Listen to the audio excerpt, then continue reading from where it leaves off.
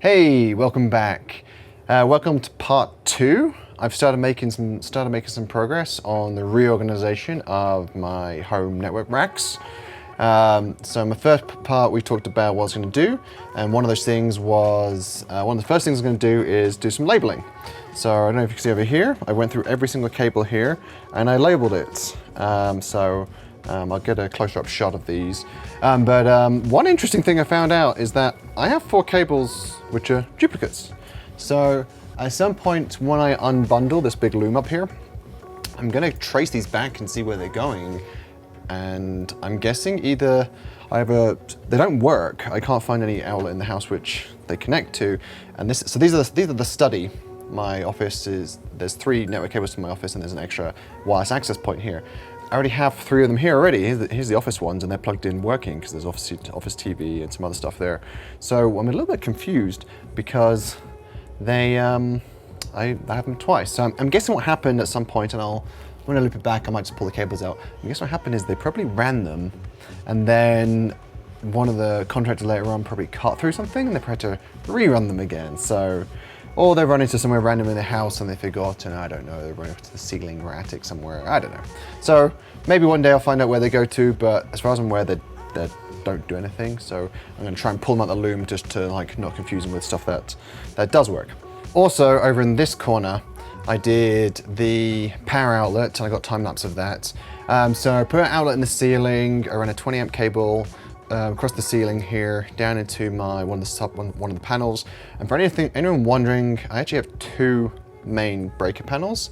And the reason for that, we have what's called a 320 amp continuous service. Most residential houses in the US, they normally have a 100 amp service to them, and then they kind of upgrade from there, depending on the size of the building. So like an apartment may have an 80 amp, 80, and then most houses probably have 100 amp. And then as the house gets bigger, they kind of put a bigger service in. The biggest service normally a builder put in for a large house is 200 amps on one panel. But you can ask to upgrade to a 320 amp breaker. And the reason we did that is if you look through our breaker panel, we have 2 car chargers, we have electric heaters, and we just wanted a bunch of overhead so I don't have to worry about like if we add whatever, hot tub, whatever, or we have 2 car chargers. 2 car chargers actually pulls 50 to 50 amps continuously. So if you have 2 cars charging, electric vehicles by the way, that's 100 amps already. And on most service panels into your house, on an older house, that's it. So you turn on a microwave or turn on your oven, and then you're going to flip the main panel because you're pulling 100 amps, more than 100 amps. So 320 amps continuous service is a little bit interesting. You actually get 2 panels, and they're split. You have 200 amps on each panel. And the reason why you might say, oh, 200 amps on each panel equals 400 amps. So it's a 320 amp continuous service, which means I can pull 320 amps continuously, non-stop. But it means it can actually, what's called a non-continuous load. I can't remember how long it is. I think it's up to 4 hours.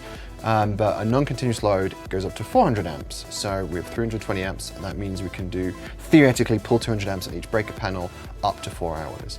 Reality, I don't know the way everything's getting electrified, we move to heat pumps, we have electric heaters, we have, more and more electronics going in houses.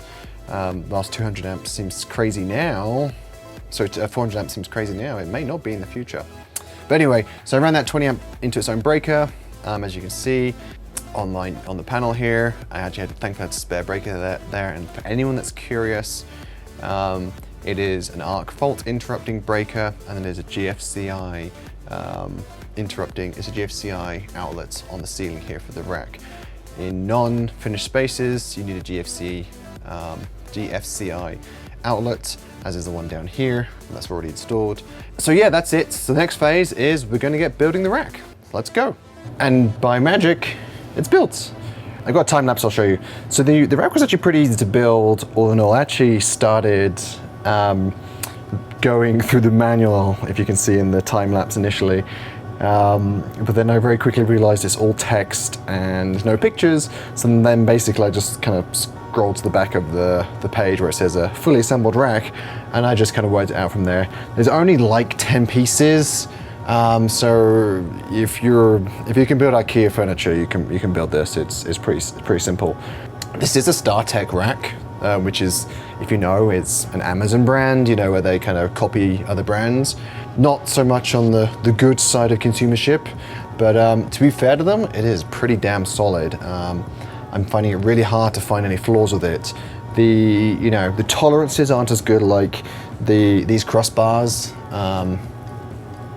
These crossbars, they wobbled a little bit until tightened up, but like from actual like the strength of the steel, I mean, it's solid. You know, like it's pretty heavy duty. You know, maybe not, you wouldn't install it in like an enterprise setting, but for like home use and home labs, it's way more than good enough. And even small offices and medium-sized offices, this is more than good enough. So sad about using StarTech, but like the price difference was crazy. It was like, this I think was like $300. Whereas if I was to go for go to proper server cabinet manufacturer, we'd get them for like, it'd be 500, 600, close to $1,000 for something similar to this. And keeping in mind this came with, they're plastic, admittedly, but this came with cable organizers, so they're vertical cable organizers, 20 of them, so it's 5 on each, 1, 2, 3, 4, 5, 6, so sorry, more than that, 24 of them, 6 on each upright. So that's pretty cool. It came with casters as well, and a lot of them, the casters was an upgrade. So to include the casters is actually pretty good. I wasn't actually gonna put them on in the end, but then I realized like the casters and the self-leveling feet both gone on at the same time. So I put the casters on, and then now it's on the it's a little bit on the casters, a little bit on the self-leveling feet. I probably need to do a bit more just to make sure it's not on the casters right now, because I don't want it moving around. It's gonna live here.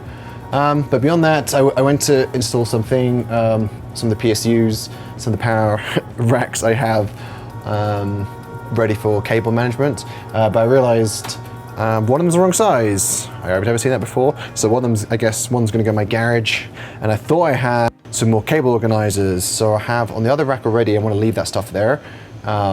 So I want 2 horizontal cable organizers, and I want 2 I think they're 24 ports, Ethernet patch panels. I have no patch panels. I thought I had at least one, and I have only one finger horizontal organizer. So I need to order another horizontal organizer, and I need to order 2 more patch panels. Quick insert here. I finally got some stuff arrived from Amazon. So at the top there, we're going to have that 48 port switch in the middle. And then, so that's why we have the 24 port patch panel at the top there, and 24 port patch panel in the bottom there. So you have the switch in the middle here, and then these are horizontal cable organizers. So cables can either come through the back of this, in through these little fingers here, or you pass a cable through the fingers into along and into like a port, depending where you want it. Then below there, rack studs, ready to go. We're gonna have the aggregate switch here on this middle one here. Which is going to be all the 10 gigabit ports, which are going to connect to the switch, connect down to the server down there, and then link over to the other switch on the other side of behind me here. And then below it, this is where the router is going to be. I'm actually going to change routers. I'm going to cover that in a different video. So I'm going to probably release it in between this and the next video. And then we just got some more organization here. And at the bottom, I finally found some server rails. I'm just going to take the wings off my server and then just slide it into here. Right, that way it's just much easier to pull in and out. Right now it's kind of like you have to like lift it up whilst we're going to put it in there.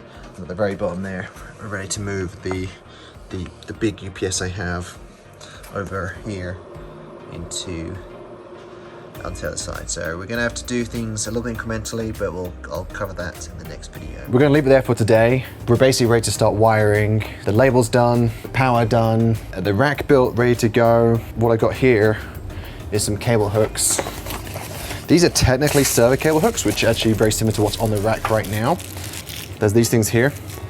But actually what I'm gonna do is I'm gonna mount them into my rafters here, like that. I have joists up here, the engineered I-beams, and so that way from there to there I'm going to run a bunch of them like this, 1, 2, 3, 4, and there's actually 2x4s against the wall, so I'm going to then be able to route the cables along there and down and drop them down. So I'm going to be able to hoop the cables in there that are not staying over there and coming over here, thanks for joining me, and hopefully I'll see you in the next one. Have a good day.